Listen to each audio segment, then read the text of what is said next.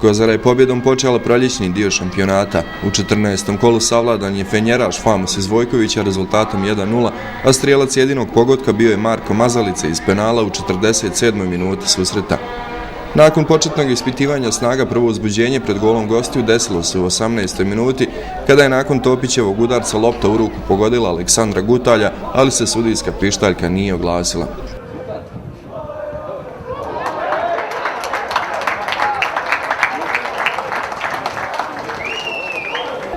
U 28. minuti Papaz je pokušao iznenaditi Kozića. Najbolju priliku za gol u prvom poluvremenu Kozara je imala u 39. minuti. Silovit šut Đorđa Topića odbranio je golman Nebojša Divičić. U nastavku korner izvodi Kovačević, ali Mazalica kasni na loptu. 2 minute kasnije ponovo Topić šutira. Ovaj put lopta odlazi pored gola.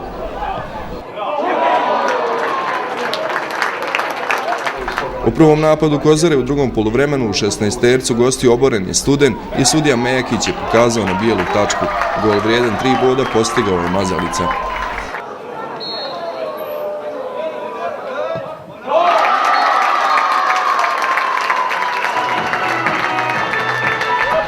U 64. minuti Kozara je oštećena za čist 11-terac, pošto je u kaznenom prostoru oboren Dejan Kojić.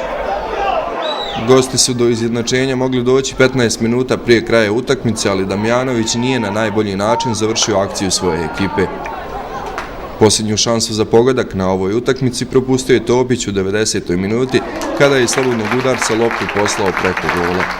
Mislim da je bila dosta teška pobjeda. S obzirom da se Famos izuzetno dobro branio, igrali su izuzetno dobro od zada. Mi smo imali neke 2-3 šanse koje nismo uspjeli iskoristiti, tako da smo drugo poluvrijeme ušli pod jednom dozom pritiska, dali smo gol. Imali smo možda još 1-2 šanse poslije toga, ali sve u svemu izuzetno teška utakmica. Ja sam to i očekivao, s obzirom na to da smo igrali bez 4 standardna igrača. Međutim, najbitnije je da smo pobijedili, osvojili 3 boda i da idemo dalje u drugo kolo. A i svi znamo da je prvo kolo uvijek dosta teško, uvijek je pod psihološkim pritiskom. Tako da se ja nadam da će biti sve bolje i bolje, a vjerojatno ćemo biti i dosta kompletniji u ovom drugom kolu. Kozara je nakon ove pobjede i dalje prva, ali sada sa 2 boda prednosti u odnosu na najbližeg pratioca Radnik iz Bijeljine. 3. je Sloboda iz Novog Grada, a 4. Modriča. U najtežoj situaciji su i dalje Bsk, Sloboda iz Mrkonjić Grada i Famos. U narednom kolu Kozara gostuje u Višegradu, dok se u Bijeljini igra derbi Radnik Sloboda iz Novog Grada. Još jedan derbi igra se u Mrkonjić Gradu, gdje Slobodi gostuje Bsk. Za razliku od utakmice sa Famosom, protiv Drine će Kozara imati više igrača na raspolaganju. Sigurno će igrati Ognjen Gnjatić i Miodrag Gigović, dok će Slaviša Ujić i Nemanja Stančić i dalje pod znakom pitanja.